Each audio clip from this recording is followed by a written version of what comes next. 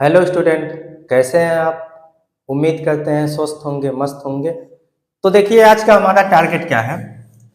Class 12 chemistry chapter first solution यानी विलयन के इम्पोर्टेंट क्वेश्चन का ये पार्ट 5 है।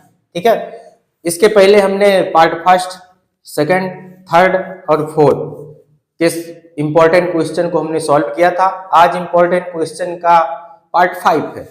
ठीक है, तो चलिए आज की पढ़ाई शुरू करते हैं। तो क्वेश्चन नंबर 19 हमारे पास है, विलेय के मूल प्रभाज एवं वाष्प दाब के आपेक्षिक अवनमन में संबंध का समीकरण लिखिए। देखिए हमको बताना है कि जो विलेय का मूल प्रभाज होता है और वाष्प दाब का जो आपेक्षिक अवनमन होता है उसमें संबंध क्या है। ठीक है, तो ये संबंध जो होता है ये राउल्ट के नियम पर होता है। राउल्ट ने बताया था कि जब किसी विलायक में किसी अवाष्पशील विलेय को घोला जाता है तो जो विलायक के वाष्प दाब का आपेक्षिक अवनमन होता है वो विलेय के मूल प्रभाज के बराबर होता है, यानी P naught minus P S by P naught is equal to X A. ठीक है, आइए देखते हैं। तो ये हमारा हो जाएगा P naught minus P S by P not, यही होता है वाष्प दाब का आपेक्षिक अवनमन और ये बराबर होता है विलेय के मूल प्रभाज की। ठीक है, इज इक्वल टू एक्स ए हो जाएगा। एक्स ए हमारा विलेय का मूल प्रभाज है और मूल प्रभाज बराबर हम लोग लिख सकते हैं जिसका मूल प्रभाज हमको निकालना हो। विलेय का मूल प्रभाज निकालना है तो विलेय के मोलों की संख्या अपान विलयन के कुल मोलों की संख्या, और आपको अगर विलायक का निकालना है तो विलायक के मोलों की संख्या अपान विलयन के कुल मोलों की संख्या। तो हमको विलेय का निकालना है, तो ये आपका हो जाएगा Na by Na plus Nb। ये हमारा समीकरण आ जाएगा दोनों में संबंध का। ठीक है, अब देखिए जहां ये जो P नॉट हमारा है, P नॉट बराबर ये है शुद्ध विलायक का वाष्प दाब और ये जो हमारा PS है ये विलयन का वाष्प दाब, विलयन का वाष्प दाब, और ये जो हमारा XA है ये विलेय का मूल प्रभाज, मूल प्रभाज, और ये जो हमारा Na है ये विलेय के मोलों की संख्या,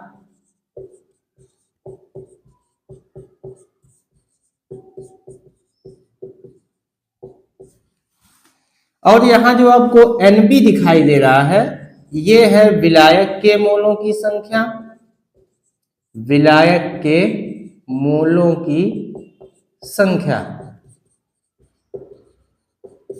और ये जो हमारा Na प्लस Nb है ये है विलयन के मोलों की संख्या।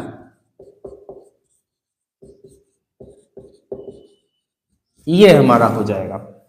आप लोग स्क्रीनशॉट ले लीजिए या पॉज करके लिख सकते हैं।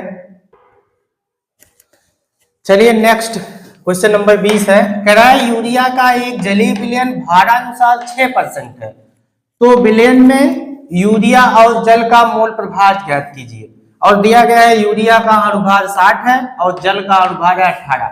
ये देखिए मोल प्रभाज का हमने कई क्वेश्चन किया है। ठीक है, तो ये क्वेश्चन आपके लिए होमवर्क है। ठीक है, देखिए भारानुसार 6% का मतलब ये हो गया कि यूरिया जो है, यूरिया का भार ये हमारा है WA दिया गया है 6 ग्राम हो जाएगा और जल का भार 100 में से 6 घटा देंगे तो जल का भार हमारा आ जाएगा WB बराबर ये 94 ग्राम हो जाएगा। ठीक है, तो भार हो गया, अणुभार भी दिया गया है तो मोल प्रभाज आसानी से आप लोग निकाल लीजिएगा। ठीक है, क्वेश्चन नोट कर लीजिए और इसको आप लोग हल कर लीजिएगा। क्वेश्चन नंबर 20 को आप लोग होमवर्क कर लीजिएगा। ठीक है, क्वेश्चन नंबर 21 देखिए, कराए 293 केल्विन पर जल का वाष्प दाब 17.535 mmHg है। यदि 25 ग्राम ग्लूकोज को 45 ग्राम जल में घोलें तो 293 केल्विन पर बिलियन का वाष्प दाब ज्ञात कीजिए। देखिए इसमें हमको बिलियन का वाष्प दाब निकालना है और ये हम निकालेंगे राउल्ट के वाष्प दाब के अपेक्षिक अवनमन के नियम पे, जो इसके पहले हम क्वेश्चन नंबर 19 में संबंध का समीकरण पढ़े हैं, उसी पे इसको हमको लगाना है। ठीक है, चलिए जो चीजें दी गई हैं उसको नोट कर लेते हैं। टेम्परेचर हमारा 293 केल्विन है। ठीक है, और जल का वाष्प दाब दिया गया है, जल का वाष्प दाब, जल का वाष्प दाब पी नॉट होता है, तो पी नॉट बराबर 17.535 mmHg, ये हमारा हो गया। ग्लूकोज का भार 25 ग्राम दिया गया है, तो ग्लूकोज का भार लिख लेते हैं।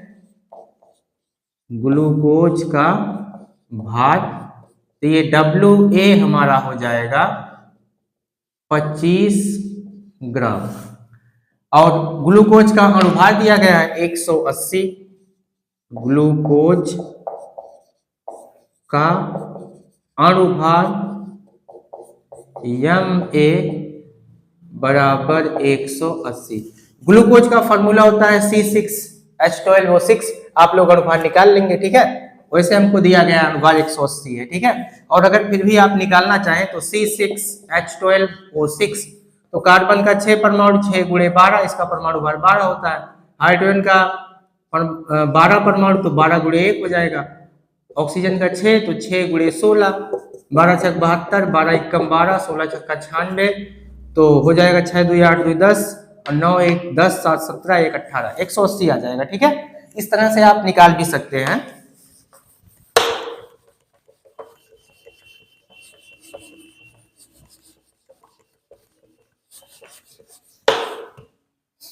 चलिए अब यहां ग्लूकोज का मोल निकाल लीजिए। ग्लूकोज का मोल, तो ये Na बराबर हो जाएगा। देखिए अगर हमको मोल निकालना है तो हम भार बटे अणुभार करते हैं। ठीक है, तो 25 बटे 180, ये भार बटे अणुभार हो गया।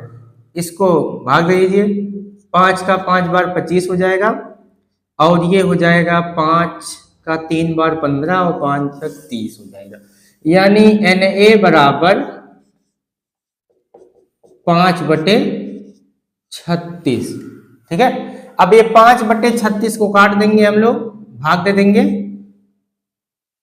तो भाग देने के बाद जो हमारा आएगा इज इक्वल टू आएगा 0.138, तो Na बराबर हो जाएगा 0.138, ये भाग देने के बाद इतना आ जाएगा। ठीक है, अब उसके बाद देखिए जल का भार दिया गया है 45 ग्राम, तो जल का भार WB बराबर 45 ग्राम। अब देखिए जल का अणुभार, जल का अणुभार MB बराबर, जल का सूत्र हमारा होता है H2O, हाइड्रोजन का 2, ऑक्सीजन का 16 हो जाएगा, 16 2 18, अणुभार इसका 18 आ जाएगा। अब यहां हम लोग जल का मोल निकाल लेंगे। ठीक है, क्योंकि बिना मोल के हमारा मोल पर भार जाता नहीं है। ठीक है, तो पहले मोल निकालिए, तो जल का मोल NB बराबर, ये भी हो जाएगा भार बटे अणुभार, जैसे हम लोग यहाँ निकाले हैं। तो भार हमारा 45 ग्राम है, अणुभार हमारा 18 है, यहाँ हो जाएगा 45 बटे 18। इसको कट करेंगे तो 18 से 18 एकम 18, 18 दूनी 36, बचेगा 9, 18 25 90, यानी NB बराबर हो जाएगा 2.5। ये देखिए हमारा जल का भी मोल आ गया। ठीक है, तो जल का भी मोल आ गया। अब हम लोग क्या करेंगे, विलयन का कुल मोल निकालेंगे। तो विलयन का कुल मोल, तो विलयन का कुल मोल हमारा होता है Na प्लस NB बराबर, दोनों को जोड़ दीजिए, Na 0.138, तो 0.138 प्लस आपका 2.5।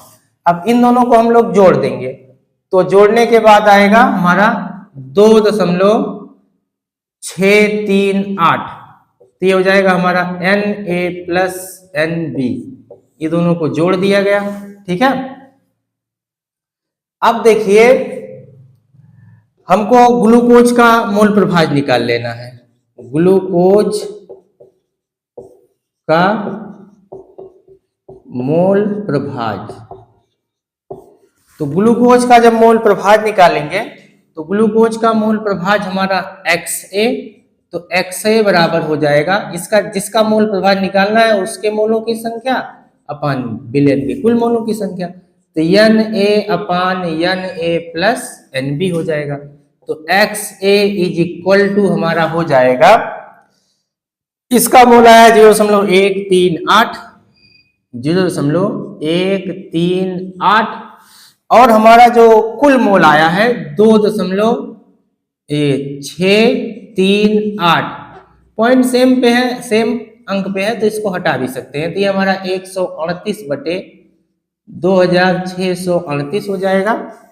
और इन दोनों का जब हम लोग भाग कर देंगे, ठीक है, इन दोनों का हमको भाग कर देना है, तो जब हम भाग कर देंगे तो इन दोनों का भाग करने के बाद आएगा 0.052, इतना इसका मोल प्रभाज आ गया। ठीक है, अब मोल प्रभाज जब आ चुका है तो हम क्या करेंगे, अब मोल प्रभाज आ चुका है, अब फार्मूला लगाएंगे।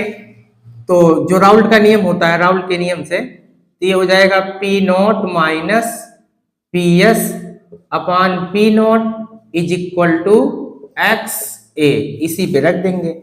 अब देखिए P0 का वैल्यू आपको दिया गया है 17.535, तो इसकी जगह पे इसका मान रख देते हैं, तो 17.535, ठीक है, माइनस PS अपान P0 का मान 17.535 इज इक्वल टू XA की वैल्यू 0.052।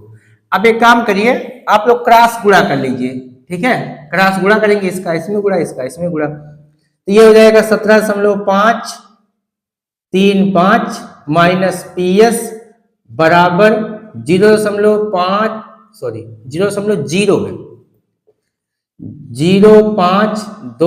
गुणे 17.535, ये हो जाएगा। ठीक है, अब इन दोनों का हम लोग गुणा कर देंगे, 17.535 और 0.52 का, जब इनका गुणा करेंगे तो इनका गुणा हमको आ जाएगा 0.9118 आ जाएगा।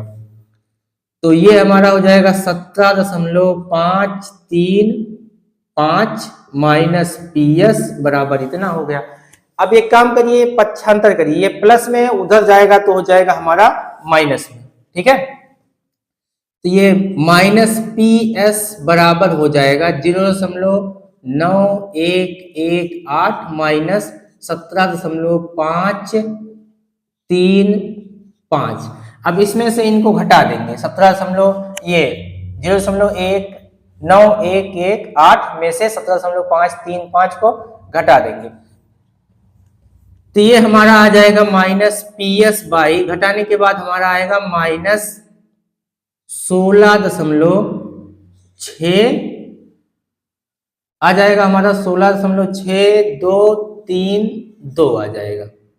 अब ये माइनस माइनस आप कैंसिल कर दीजिए, तो PS बराबर आ जाएगा 16.6232, यही हमारा आंसर हो जाएगा। इतना mmHg यानी मिलीमीटर ऑफ मरकरी। ठीक है, ये हमारा हो जाएगा आंसर। आप लोग स्क्रीनशॉट ले लीजिए या पॉज करके लिख भी सकते हैं। ठीक है, लिख लीजिए आप लोग।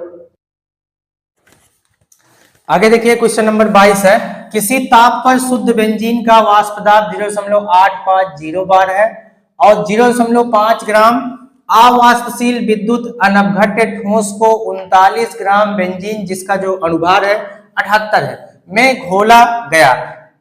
प्राप्त विलयन का वाष्प दाब 0.845 बार है, तो ठोस के अनुभार की गणना कीजिए। फार्मूला वही लगेगा, लेकिन इसमें अनुभार निकालना है। ठीक है, जो राउल्ट का नियम है वही लगेगा। तो जो दिया गया है पहले उसको हम नोट कर देते हैं। बेंजीन का वाष्प दाब,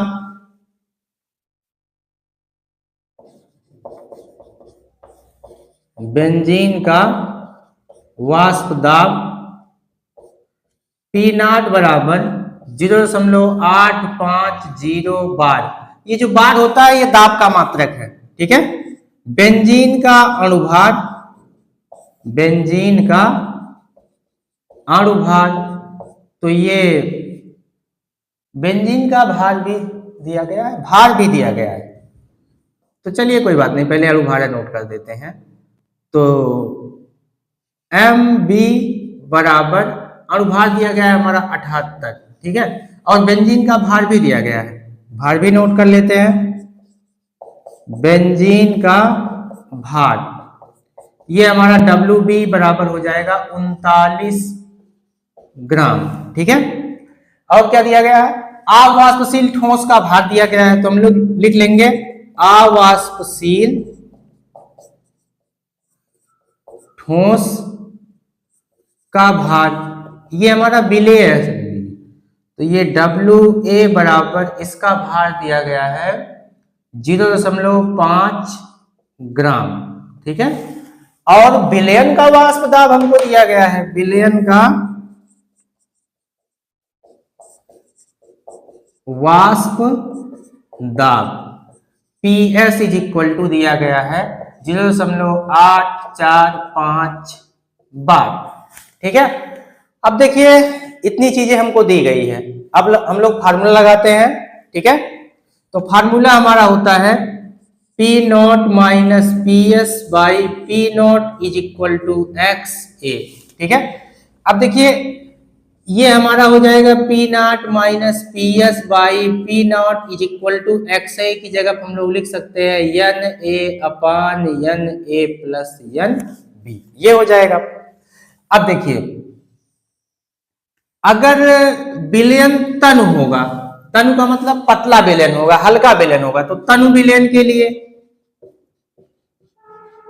तनु विलयन के लिए देखिए तनु विलयन के लिए ये जो Na का मान होता है ये बहुत कम होता है, नगण्य के बराबर होता है।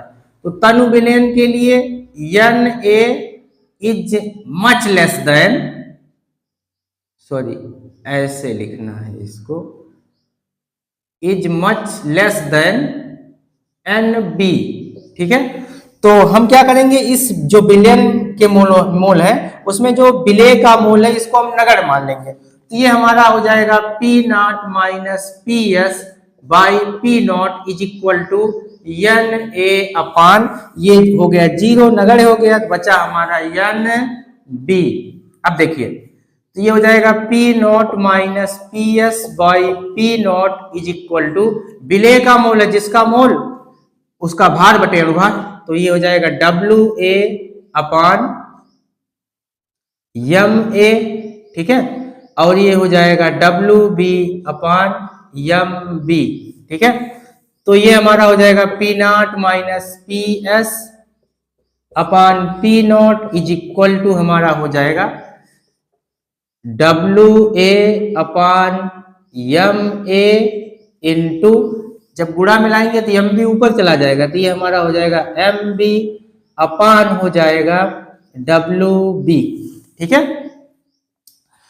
वैल्यू सबकी रख दीजिए, तो जितना मान सबका है रख दीजिए। P नॉट का मान, P नॉट का मान भाई यहां दिया गया है 0.85, 0.850 माइनस PS की वैल्यू कहाँ दी गई है 845, 0.845 अपान हो जाएगा P नॉट, और P नॉट का मान यही है, कहाँ गया ये 0.850 इज इक्वल टू हमारा हो जाएगा WA की वैल्यू भाई कहाँ दी गई है, WA 0.5 इंटू, और MB आप देख सकते हैं 78, तो ये हो जाएगा हमारा 78 अपान हो जाएगा हमारा Ma की वैल्यू हमको निकालनी है, क्योंकि ठोस के अणुभार की गणना हमको करनी है, तो Ma को ऐसे रहने दीजिए, गुणे WP की वैल्यू कितनी है 39, तो 39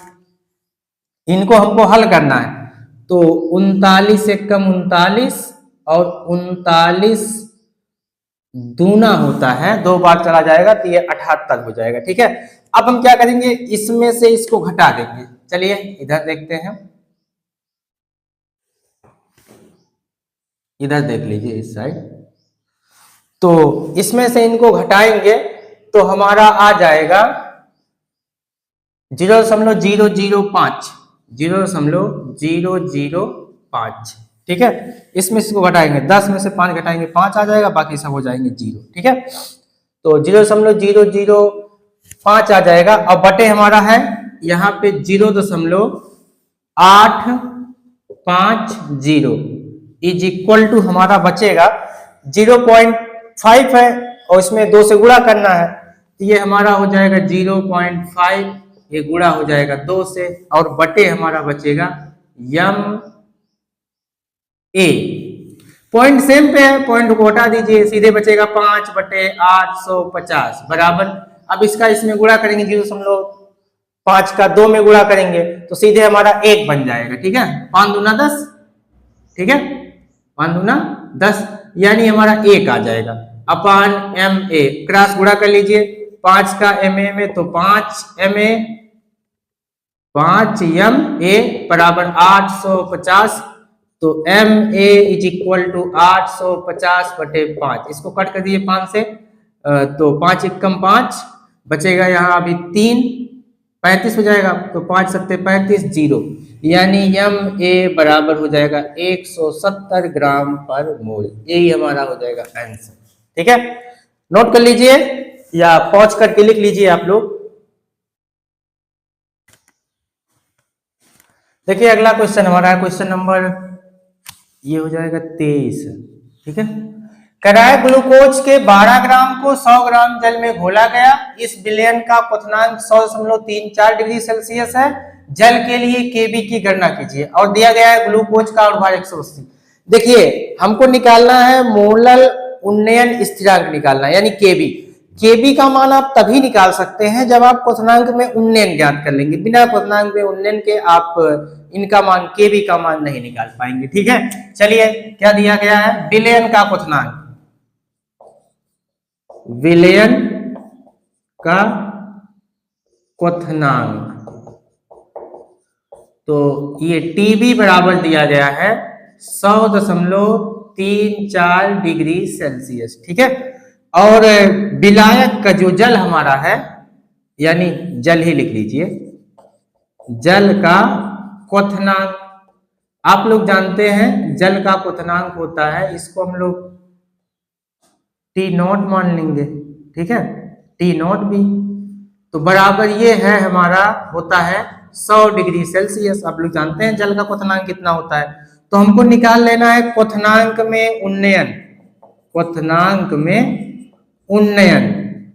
तो क्वथनांक में उन्नयन को हम लोग डेल्टा टीबी से दिखाते हैं, तो delta TB is equal to हो जाएगा टीबी माइनस T0 बी।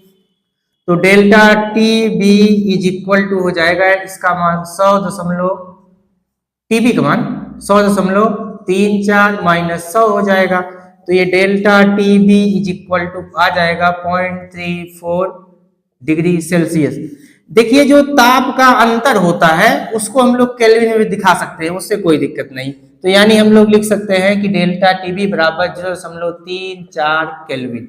ठीक है, आप लोग ये मत समझिएगा कि इसमें हमने 273 क्यों नहीं जोड़ा, इसलिए नहीं जोड़ा, ये ताप का अंतर है, और ताप के अंतर को हम लोग केल्विन में दिखा देंगे, उससे कोई दिक्कत नहीं होगी। ठीक है, ग्लूकोज का भार 12 ग्राम, नोट कर लेते हैं, ग्लूकोज का भार WA बराबर 12 ग्राम। ठीक है, ग्लूकोज का अणुभार, ग्लूकोज का अणुभार MA बराबर 180, जो कि आपको यहाँ पे दिया गया है, आप देख सकते हैं। ठीक है, तो हम क्या करेंगे, ग्लूकोज का मोल भी निकाल लेंगे। ठीक है, चलिए यहाँ पे निकाल लेते हैं, ग्लूकोज का मोल, तो Na बराबर भार बटे अनुभार, भार 12 है, ये 180 है, तो 12 बटे 180 ये हो जाएगा। ठीक है, अब इसको हम लोग कट कर देंगे। 6 से कट कर देंगे, 6 दूनी 12 और 6 त्रिक 18, 30 आ जाएगा, 2 बटे 30। तो यन ए बराबर हो गया हमारा 2 बटे 30, यानी 2 एकम 2 15 दूनी 30, सीधे आ जाएगा 1 बटे 15।